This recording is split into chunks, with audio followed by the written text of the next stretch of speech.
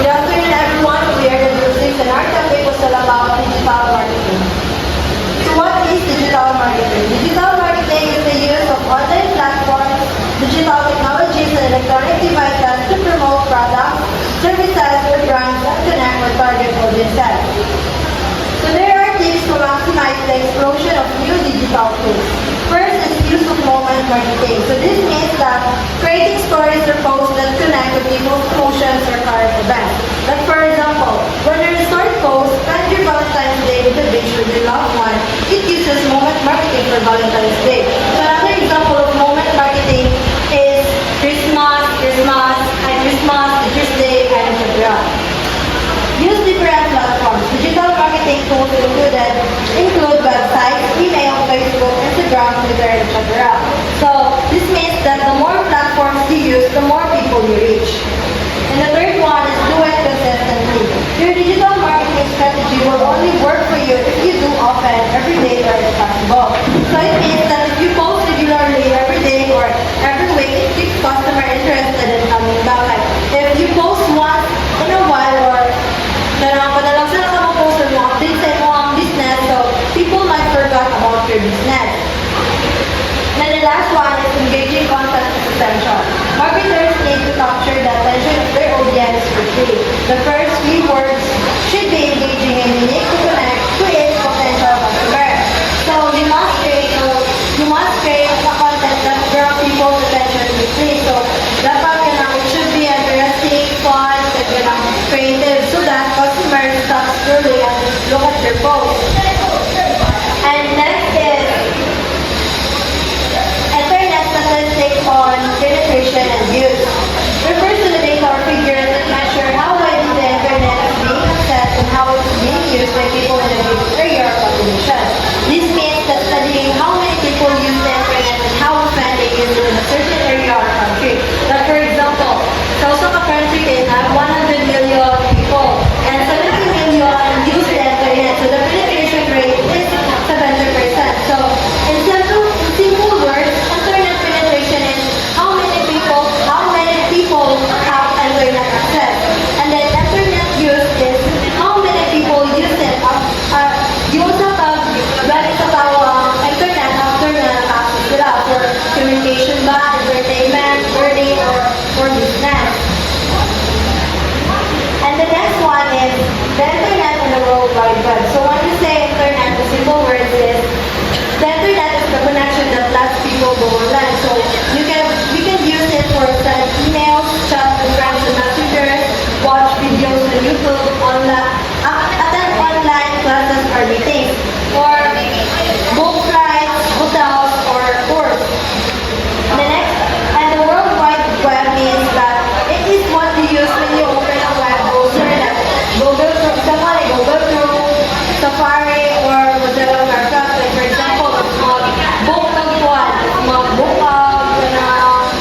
kanang mga hotels o parcel. So ang imong i-open is kanang www.booking.com or mag-check na yung tour package so imong i-open na website and www.sharelaw or tour page na kamusa man yung mga tour package niya. So that means muna sa World Wide Web. So next is Albert Aguirre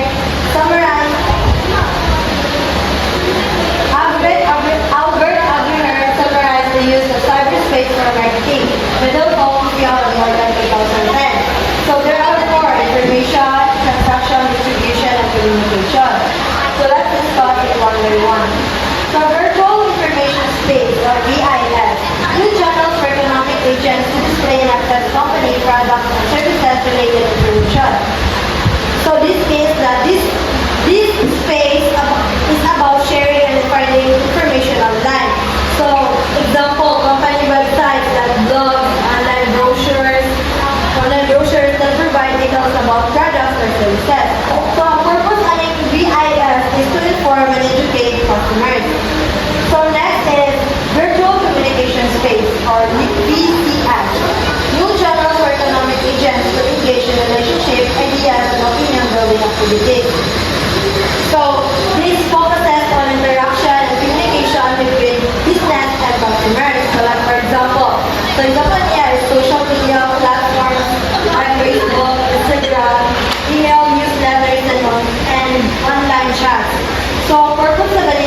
build relationship and get customer feedback. And next is virtual distribution space. New channels for economic agents to distribute products and services. So meaning this is where products or services are sold and delivered online. So like for example, e-commerce websites, online booking systems, or delivery apps. So ang purpose of Aninia is to sell and distribute goods or services directly to customers. And the last one is virtual transaction space. So this is where financial transactions or purchases happen securely online. So example Aninia kay mga online payment systems like PayPal, GCash, or credit card payments. So ang purpose of Aninia is to complete sales and handle payments easily and safely. So next is limitations of the internet. So first one is digital divide. Information is available only to those who have access to it through smartphones and computers. So this means that not everyone has access to the internet, smartphones or computers. So mga-create siya gap between people who can get on the information and those who cannot.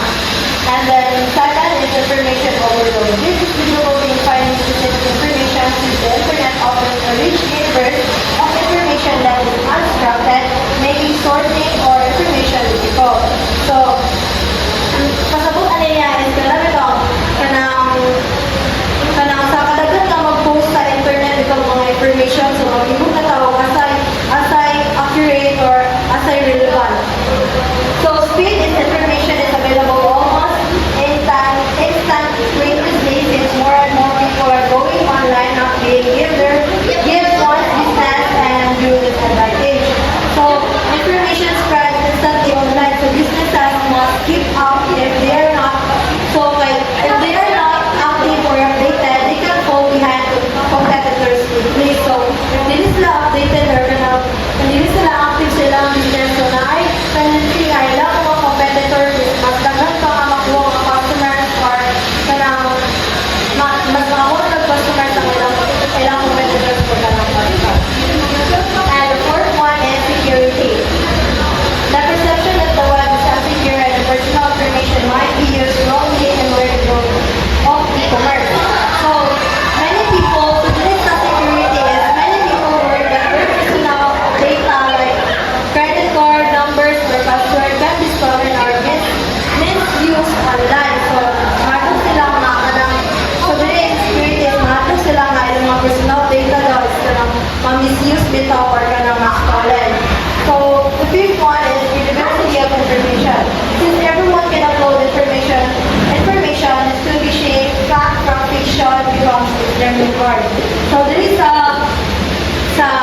credibility of information is, di ba, anyone can post information online. So whether it's true or not, so mabisod jud ka pangitan kung asa mga sources ang trustworthy. The next one is intellectual property and copyright issues. Copying and pasting information uploaded by others and claiming them as one's own is a major issue that needs to be resolved. So like for example, kanang magkuha tag mga pictures or kanang videos sa kanang liners or claim na to nga atuan na without the credit to the owner. So this is illegal and unfair to the original creators. And the last one is trustworthiness. Consumers are quite hesitant to make online payments due to that issue. So kay consumers still don't fully trust online businesses, especially when making payments or sharing personal information. So the next one is the advantages of using the internet. First is global market research. So this means that your business is open to the global market, giving you more customers and opportunities. And the second one is 24/7 nature. Customers can access your company at their convenient time instead of the regular office hours. So meaning your business is always available even outside regular office hours. And the third one is multimedia nature. The use of full-color photos and videos at minimal cost instead of creating costly full-color brochures on specialty paper helps maximize one's resources. So there is a creative and cost-effective way to catch people's attention. So instead of printing expensive brochures, so why not na mag-post ka ng mga video or ka ng mga pictures ng mga resort or ka ng mga rooms para mas makuha pa yung attention sa mga customers. And the fourth one is the lower cost. The cost of putting up and maintaining a website is cheap. So this means that the internet helps you save money while promoting your business effectively. So there is, pwede kang mag-create of Facebook page sa imong resort for a fee. And isa mag-print ka mga flyers or ka mga expensive ng flyers or poster, mga brochure. So mag-cost to check money sa imong. Then the last one is interactivity. The internet allows for high interaction. So meaning it builds better relationship and trust between customers and businesses. And this is the differences between the traditional marketing and digital marketing. So control the traditional marketing, ang control is the marketer. Sa digital marketing is the customer. So in simple words, the traditional marketing, so si marketers lead and customers follow. And sa marketers is si control, sa marketing, and sa digital marketing is the customers ang muli and si marketers ang follow their preferences. It's because si marketer kay mag-base na sila mga ad nila kay kanang i-post nila kay di ba kay traditional marketing na sila sa mga ulang ito sa ilang i-post or ilang i-advertise. So, while sa digital marketing kay kita ang customer ang na-control because nasa freedom na mo-choose kung saan kung ipalit or purchase na product. And contact, si marketer initiated, customer initiated sa digital. Type of information, sa traditional marketing, si mass market sales, message, then sa digital, si customized for market. Sa cost is high si traditional, then minimal si digital. So, high si traditional is because kanang mag-use matag mga physical materials and made media which are expensive to provide, to produce, and distribute. While sa digital marketing, kay minimal cost siya is because kanang pwede naman tayo mag-use ng online platforms which are cheaper and sometimes even free to use. So the next one is marketing on the internet. With so much information uploaded on the internet every day, searching for the right version first, the right information becomes more and more difficult. Attracting potential customers becomes a challenging task as most of your competitors also have an online presence. So this means mga kanang itong sa dagan na mag-post information sa online din kanang mag-use na ang business, making it hard for the businesses to stand out since many competitors also promote online, attracting the right customers becomes more difficult. So the last one is the strategy. So the first one is through their chain or consortium. So this means through their chain or consortium, big hotels or restaurants brands use their official websites to promote their service and allow customers to book online easily. The next one is by setting up their own site. So this means that independent tourism businesses create their own websites to show their offers, prices, and services to customers so customers can check and book anytime. And the last one is by listing themselves on one of the mega travel websites. These are virtual malls that combine travel products from different sources and competing suppliers. So, being listed on sites like Agoda or Booking.com or Expedia helps small business reach a global audience and get more visibility because many travelers search there first. So, that's all. So the next one is social media. Wikipedia defines social media as participatory online media where news, photos,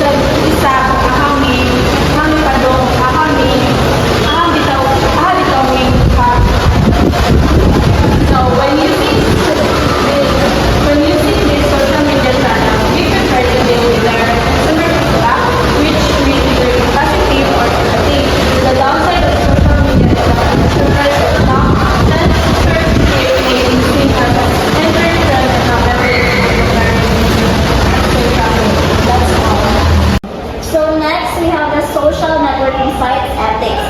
So in doing social media marketing, please consider the following ethical considerations. Number one is do not randomly contact people to build a list of followers, friends. They suddenly bombard them with posts about yourself or for your product. So dili na basta-basta mo add or mo message yung mga tao para lang mo gain of followers kay na-tendency nga maanoy sila or ma-block ba ka. Next is make sure the content is original. If not, acknowledge the sources. Better to post original pictures than get photos from the internet and make them look as if they were your own.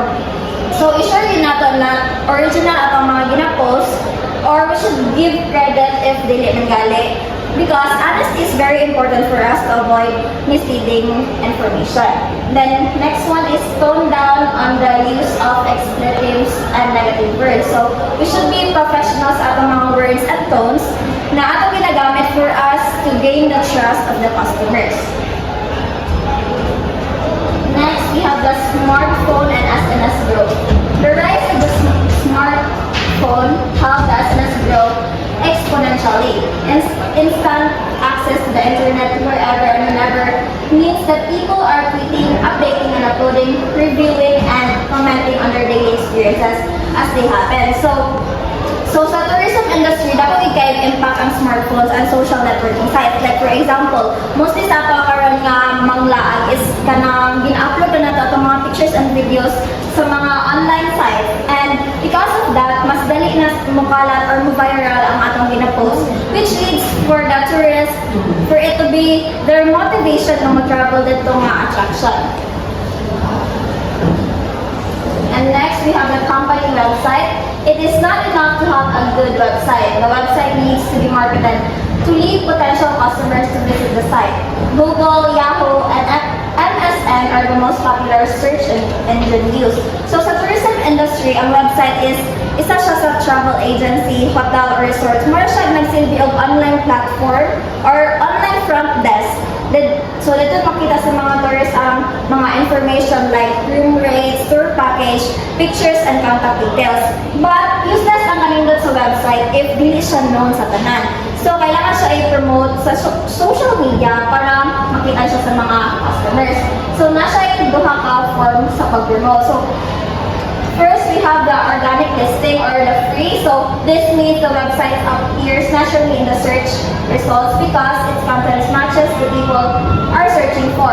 The search engines decide this based on the keywords, relevance, and quality of the website, not because of the business paid for it. So when organic listing, mo ni siyang natural mamagawas sa imong gina-search dito kung dito siya nag-base sa imong keyword or relevance na gina-search sa customers. While on the other hand, ang paid placement or the advertisement, in this case, the business pays search engines to show their website at the top of the site search results. So, kani kay nagabayad ang business ani sa search engines para ang mugawas sa taas sa result is ilang business kay usually ginatawag niya siya o pay-per-click advertising kay taga-click sa customers, mag-pay sila sa search engine.